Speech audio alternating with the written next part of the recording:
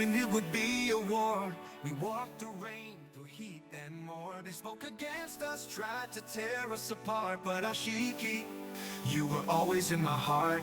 Every day I prayed you never walk away. You were the answer to every word I say, even when the world went cold and gray. Ashiki, your love showed me the way. Ashiki, we made it through the fire, we fought it all, but our love got higher. You and me, forever no retire. Ashiki, your touch is my attire. We held on through every stormy night. You gave me hope when I lost the fight.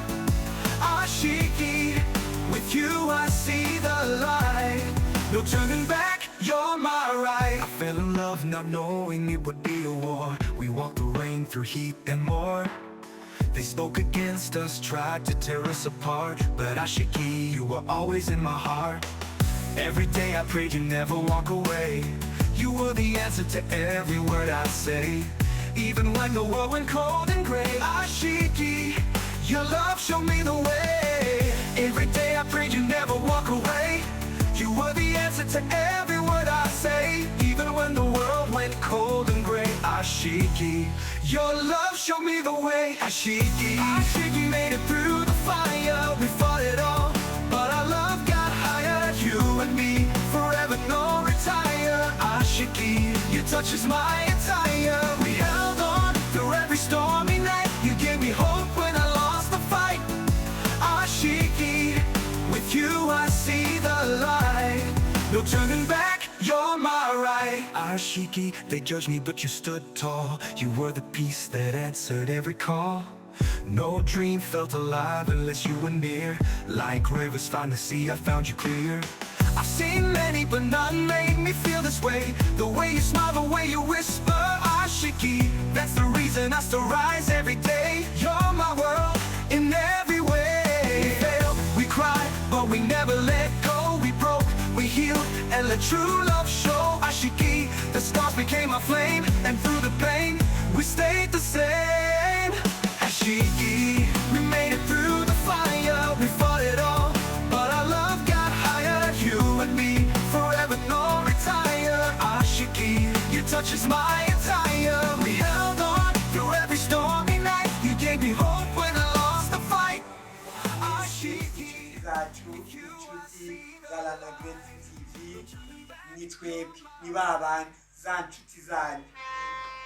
How are you? Abavuga icyongereza barimo nabo barimo uyu turi kumwe rero cyangwa jewe mvuga ni Daudi Sheri Ashiki. Mama na Luz Uyu mudamu mwiza Sheri kaka wow uko niko turamukanya muri Yendamukanyo yacu. Ndashaka kugira ngo izi comments zanyu zagiye zidukora ku mutima no zidukora hahandi, ariko komeza mukomeze mutange comment. Yego mu kiganiro cyaheze kigiheruka harabaye amarangamutima akomeye cyane, ama emotion niki kubera twibutse ibihe twabayemo.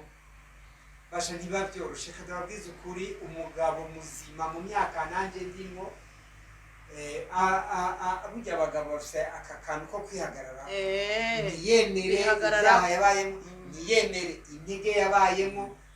Je nanjye numvise ukuntu namubabaje kugeza igihe yapfuye, ava mu mwuka arongera abaho kubera ubuntu bw'Imana, kubera Imana yari ifite ko mugambi, kubera Imana yashaka kuzokumva iyi ntahe kugira ngo ikubake nawe. Birashoboka ko uraca mu bihe birenze ndetse n'ibi bihe twe twaciyemo. Nagize ubuguru, ndakubabaza kandi ndagukunda, naramukunze. Burya abantu bankana n'abakundanye kuko abatakundanye bo kwangana n'ibyo kunda bo kwanganira mufise amatsiko y'ukuntu twebwe uko twongeye kuba urugo, twongeye kuba sheri noneho tukongeraho n'akandi kantu mutamenyereye batamenyereye.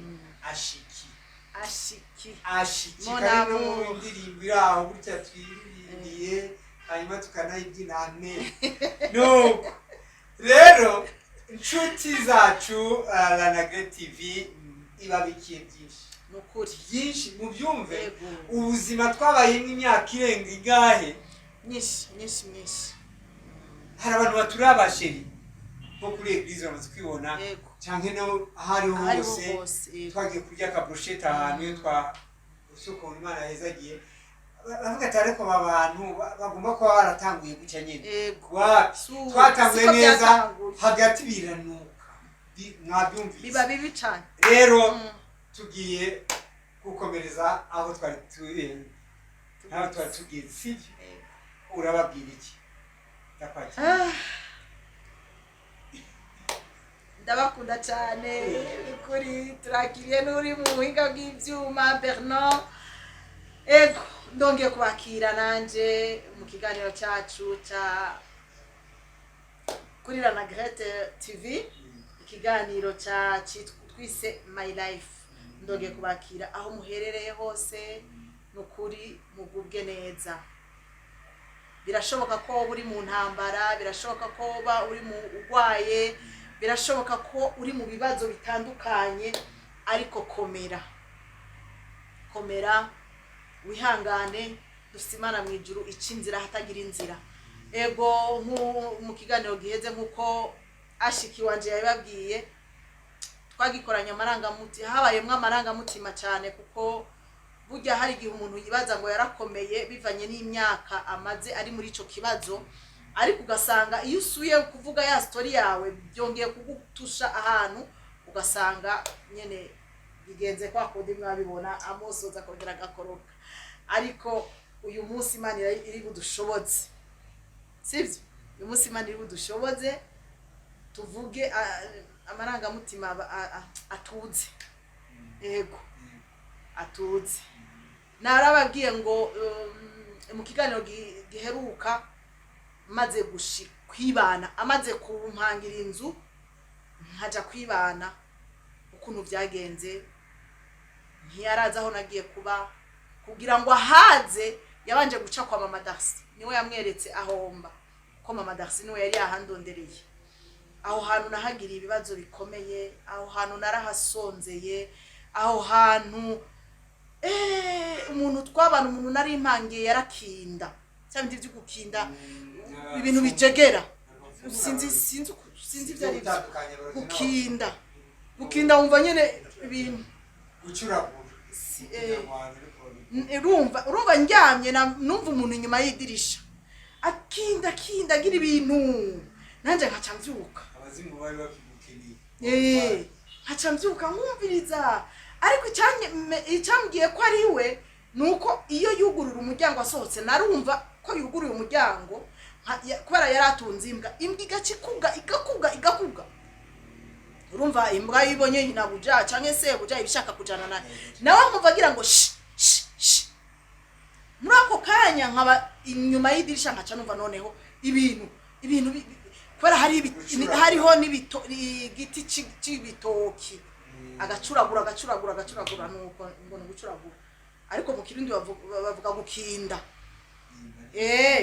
gukinda niko bavuga mu Kirundi umva ariko kubera ko muri ico gihe nari natanguye gusenga nari namaze kwinjira mu gakiza ntaco byankura ko nubwo ntari bwamenye gusenga cyane ariko narasenga uko biri kose Imana ikandinda nkuko yari yandinze no mu bihe byahera nukuri nabonye Imana iyo wihanganye ugakomera ukihanganira ibigaragaza urimo ntiwicira inzira Imana igufata ukuboko Imana ikagukomeza Imana erega ntikuraho ibyo bigerageza Imana ireka ugakomeza kubibamwe kugira ngo umunsi umwe uze nawe ushingire intaha abandi y'ibyo Imana yagukoreye kuko iyo bitagenda uko uyu munsi ntacyo tuba dufise tubabwira ntacyo tuba dufise tubabwira ariko uyu munsi uko tubabwira ubuzima bwacu twaciyemo kugira ngo nawe bugukomeze nabaye mu buzima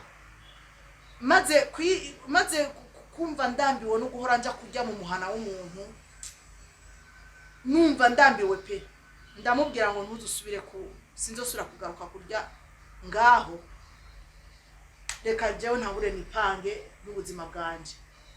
Icyakora yarampaye isafuriya, arama isafuriya, arama isahani, nuko nanje mu dufaranga mpembwe ndagura utundi ntangura nanje kuba mu buzima bwanje. Nabayeho mu buzima butoroshe pe. Mu nyuma narimutse mvaho nja handi, nja mu rundi rupango, naho nyene ndahaba. Ariko vya bindi uba warakuze iwanyu, iyo mwagize nk'ikibazo atarasyu ihari, udashobora kuja mu rugo rw'umuntu ugiye kumubwira ngo nashonje niki, kubera ko twari twararezwe ku buryo bwaho atamwe rero gushobora kuja ku muryango w'umuntu ngo agiye gusaba ibyo kurya. Aho hano ndahasonzera ntibigera babimenya, ndahasonzera kugeza naho mbona umwana agira mfireko. Ndibuka umunsi nashonje ku buryo bwaho nta n'ikintu na kimwe cyari mu nzu. Sinzi ukuntu ahantu nashira utuntu naguze, nagiye kuraba nsanga hariho aubergine. Sanze hariho aubergine, ndaraba nta bufu, nta muceri, nta munyu, nta gitunguru, nta makara. Yari aubergine iri mu nzu imbere n'inyuma, n'agafu k'ubuyi bw'umwana gake. Ico gahe nari mfise umukozi, nukuri nari mfise umukozi w'umwana mwiza pe. Kora abakozi twari twarananiranywe, umukozi niwo muzana udafise icyo umugaburira ngo mugumane. Umukozi yari yarigendeye, narazana umukozi akagenda. Yabona uyu munsi twiri ubusa tukaburara akigendera, yabona akigendera. Rero nari mfise ukuntu ku kazi hari umuntu yacuruza ibitumbura. Rero kubera ko ukuntu abantu bankunda, hari igihe naza numva umuntu ambwiye ati genda baguha ibitumbura hajya. Nanje nakwibuka ko nta na rasiyo nasize muhira, bya bitumbura banguriye nimba ari 2, nimba banguriye 3, nkaca ndabishira mu gasashe nkabibika kugira ngo nze gutahanira umwana n'umukozi. Jewe nta ngorane. Manu ufashe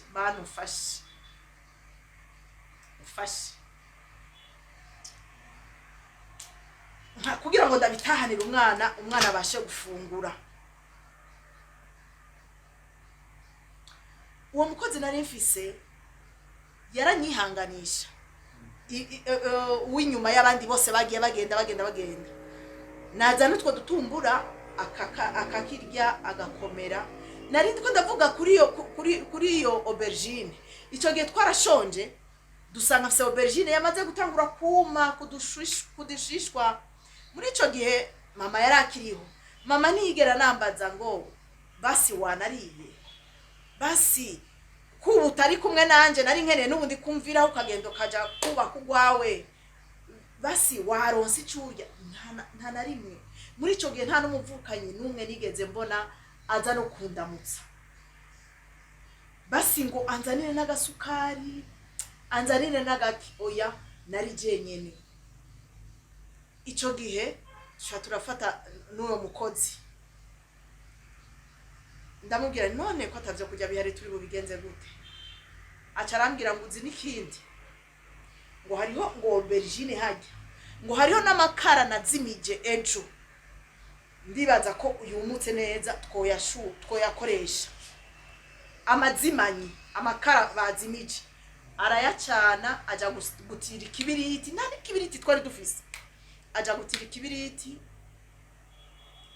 afata ya aubergine arayikatagura, ayitogosha mu mazi, amazi atagira umunyu, amazi atagira igitunguru, amazi atagira amavuta.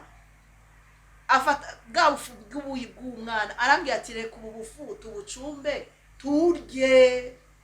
Ati va mu miteto, arambwira ati nanje ubu buzima narabuciyemwo na mama wanje. Urumva ingene Imana ikuzanira umuntu muhuje ikibazo akagufasha muri ico kibazo cawe.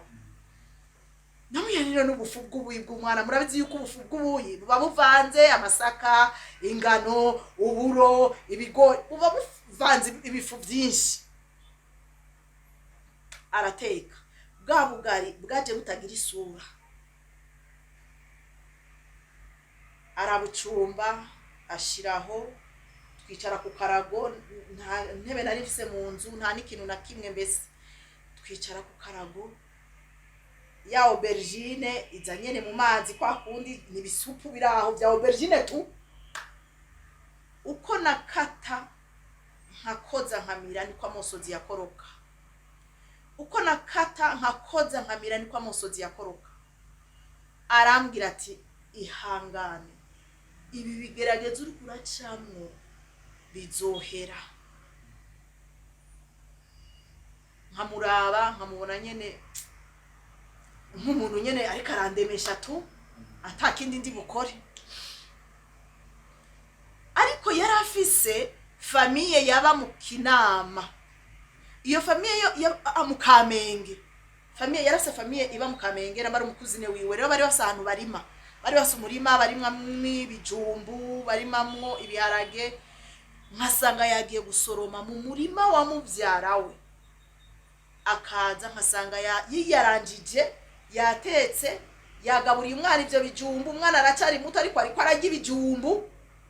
Abantu mugira imiteto ngo umwana ntiyorya kayogwara ngo yosubira sha ubu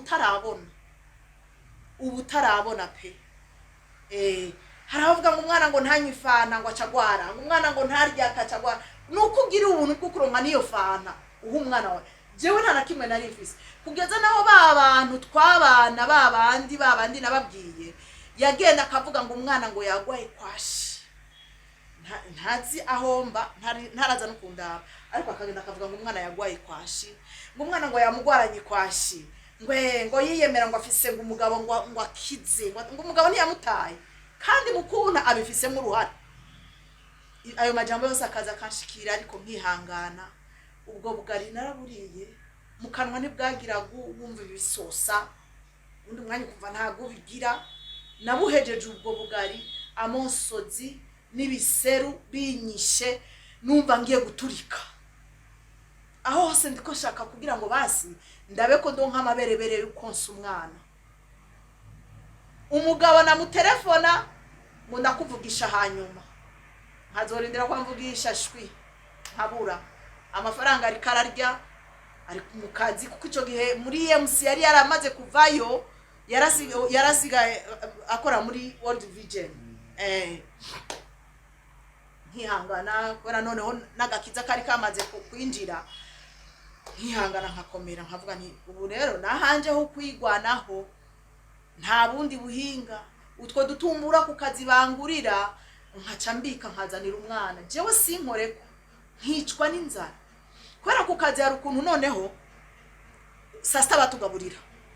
Rero ugiye kurya isahani waba ufise agakarte baca bandika ko wariye, ayo mafaranga bakayagukata ku kwezi. Naremera inzara ikanyica ko naravuga deja nari mfise ideni ryo kwa muganga, sivyo? Nari mfise ideni ryo kwa muganga, nkavuga noneho ninaja kurya ya mahera bakayakata bikahurirana na yandi yo kwa muganga. Ndavuga nti ndataha niki, ndabaho gute? Hagera kwishura inzu bikaba ikibazo kugira ngo umugabo utanga ayo mafaranga y'inzu yanayatanga ntayacisha iwanje, akayacisha kuri babandi bandondereye inzu kwa mama Darcy. Ndaba mu buzima butoroshe mana, mbabaye, ntagira uwundaba, ntagira cefu ca ruguru. Yo uribaza kubona nabo muvukana atanwa ashobora no kwiyibatireka nje kuraba umuvukanyi wanje, ndamurabe ndabuko ameze. Kubera iki? Kubera no gutinya na mama, kuko iyo mama yari kumva yuko hariho waje kundaba byari kuba ikibazo. Mu nyuma maze kwimuka niho Petite Sere yigeze kuza kundamutsa aranarara. Ico gihe amasoro ebana yaravuga kabisa, amasasi agira ubwo aravuga ati sinzonagaruka. Baho nyene ndapambana n'ubuzima bwanje. Ariko rero inkuru ni ndende cyane nukuri, ariko uyu munsi ndashima Imana nubwo naciye muri ivyo. Dukunze kumva bavuga ngo iyo waciye mu bikomeye nuko uzoba ukomeye. Yego sinovuga uyu munsi ngo ndukomeye, ariko ndavyiteze uyu munsi nta woza kungisha inama ngo mbure ico ndamubwira, kuko ndafise aho naciye, ndafise ivyo naciyemwo, ndafise ubuzima naciyemwo bubabaje. Mbese ico gihe naratelefona umugabo ntanyitabe, na telefone umugabo ntanyitaba, kanka kunyitaba, ariko nkaza mbona ibaze yakorera muri interieur ico gihe yari afise imodoka y'akazi ashobora kuzuzamwo n'ibintu uvuye muri interieur, ibintu byaba bizimbutse, ibitoki, amakara, ibiraya, ibintu nyene bivuye ruguru, ariko akaza aje kuraba umwana kandi ashaka no kurara, kandi sindi bumwankire kuko inzu ni wayiriha.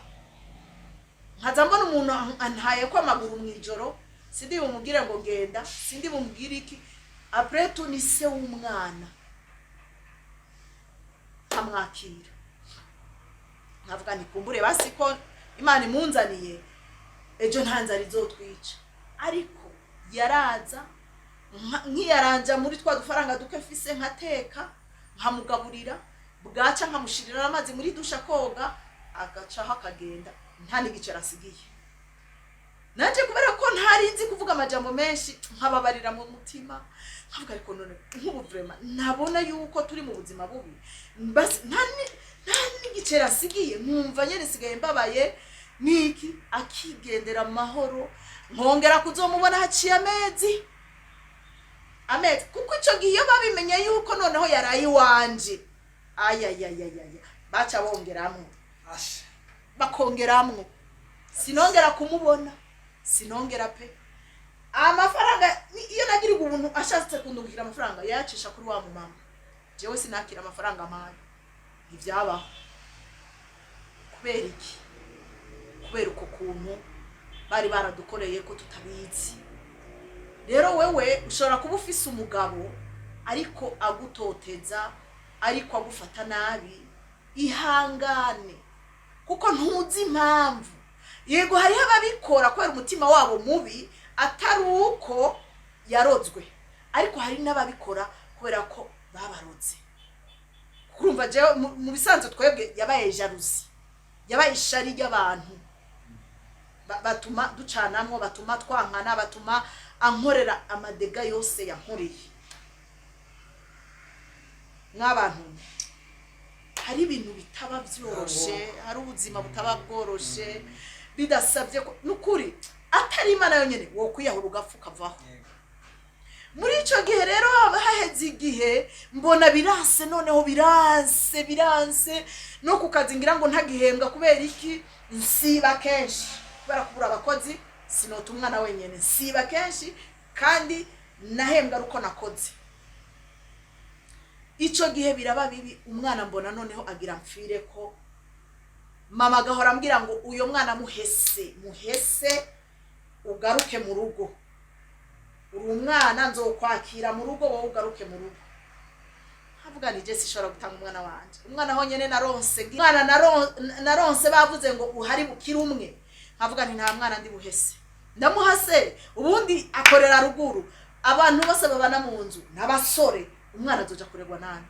Ariko nagaruka noneho nkaraba nkasanga n'ubundi twese turiko turapfa, yabajewe ndiko ndapfa, ya umwana ariko arapfa. Nari nsigaye naronze, nsigaye nganuko umwana, ukabona nyene ko umwana yabaye akazingo, ukabona ko umwana mana ari hahandi ifise aho no mushira no hamushira kugira ngo abashe kubaho. Kwa kundi usanga hari, urazi yuko ari abavyeyi araba akasanga inzira zose zirugaye, agasanga umwana agira mupfireko, agahitamo kugenda kuraba nko mu rugo rw'umukire, akamuterekaho basi kugira aramire amagara y'umwana, akaza mukurikiranira hafi basi kugira ngo umwana ntapfe, ntibapfe bose. Reka mbwire anaba bana, nimukihutira gucira imanza abavyeyi banyu. Nimba warakuze ubona ukumva ngo warerewe mu muryango atari mu nyuma bakakubwira ngo wewe ahuri s'abavyeyi bawe baragutaye, ntiwihutire kuba baranga uvuge ngo mama kubera iki yantaye, uvuge ngo kubera iki papa yantaye. Ahubwo ubaye umwana w'ubwenge, icarana na mama wawe, icarana na papa wawe, mubaze impamvu byaragenze uko. Kuko abavyeyi hari igihe baremegwa, hari igihe umuvyeyi aremegwa akaraba ko umwana wanje amfirako nta yindi shwa. Muri ico gihe kubera ko nari namaze no gukizwa, kandi rumva kuri eglise nagomba ndanabatizwe. Urumva kubatizwa abanza kumenya kwanza ubuzima bwawe ubayemo, bakaza bakaraba nimba utari mu byaha. Ni urumva kubatiza umunyabyaha n'amakosa. Jewe ndagenda ndisigura, ndabwira umushumba wanje bimeze uku, umugabo araza nibiki. Acara ndamubwira ni rero je mama akomeje kumbwira ngo umwana ndamuhese kugira ngo nshobore kurokora ubuzima bwiwe n'ubwanje, kuko je sinari nshoboye kandi kumutwara muhira mumva ko bitashoboka. Ico gihe ikintu nakoze niki, nagiye kuri ba bavyeyi baza kumusabira irembo kwa papa Darcy na mama Darcy. Baba mu Ngagara, ndagenda ndababwira byose ukuntu bimeze, ndababwira ati umwana agiye kumfirako, ndababwira pe sorry. Mama Darcy arambwira ati umviriza, aho bigeze natwe turarambiwe, Toyota araturambiye, ibintu ariko arakora ntibibaho. Aho tugeze muha umwana n'umugabo ariko arakora afise amafaranga, azimenya azomurera. Numva nyone ndabohotse ndavuga n'ubundi umwana sindamutaye, ndamuhaye se. Za bindi abantu bakunda kuvuga ngo yarataye umwana yamutereye se, none sise amuhaye se nta kundi kugira ngo arokore ubuzima bwabo bose. Ibyabaye rero byakurikiye nyuma yo gutanga umwana, nukuri mana yanje ni birebire byabaye maze gutanga umwana. Nahuye n'intambara ku buryo bwaho wa petit frère wiwe, kubera ko imbere yo kumumuha twarandikiraniye, sinamumuhaye uko gusa, twarandikiraniye. Mama Darcy na papa Darcy baraza, haza n'uwo mu mama twabana mu rupango, mama Ella, aho uri hose ndagusuhuje. Mama Ella araza, turavuga byose, kubera ko mama Ella rero atarazi story yanje, atarazi ukuntu niriga ubusa, ukuntu ndaburara, kubera kwa kugumya ibanga. Ukavuga ati wapi, sinoja kuvugira abantu ngo nashonje, ngo umwana yashonje ngo ngaburira, oya, ahubwo umuntu nari mfise mbwira ako kantu. Mama Keri Jose, ndagukunda mama Keri ya Mugasenyi. Mama Keri twamutazira ndibudi, ndibudi sha. Mama Keri ya mbere inshuti nziza, kwera twarabanye tukira abana, twarabanye kwijabe. Uyo niwe yamenye ibyanje, niwe yamenye yuko nashonje, akangaburira cyangwa akabwira ati rungi ku mwana azafungure. Iyo byabanyene ari bidahari bikwiye twese, yavuga ati rungi ku mwana azafungure. Nukuri Imana ikumpera umugisha nawe. Rero tuzobabwiraho gato mu kiganiro gikurikira ukuntu byagenze kugira ngo ntange umwana ndamuhe papa wiwe, kuko ngira ndamumuhe yabaye nk'ushaka kunkwepa. Namubwira ni nahuja ngo reka ngo manze ngende, ngo basi ngo nje gutora imodoka, ngo ndamutware. Ni iyo modoka turajana aho ugiye kuyitora, kuko navuga nari namaze gufata decision, kuko navuga ni je namaze gukizwa, nkeneye gukizwa neza, sinkeneye guhora muri ubu busambanyi. Umugabaza kandi nkijijwe akaza kura nta nico ari karamarira yewe. Iyo basi yarafise ikintu ari karamarira, nari kuvuga ati byibuze reka nihangane, ariko nta nico ari karamarira. Ndavuga rero hako umwana apfa nanje nkapfa, reka ndamumuhe. Ico gihe rero cyo gutanga umwana nukuri naho mu kiganiro gikurikira.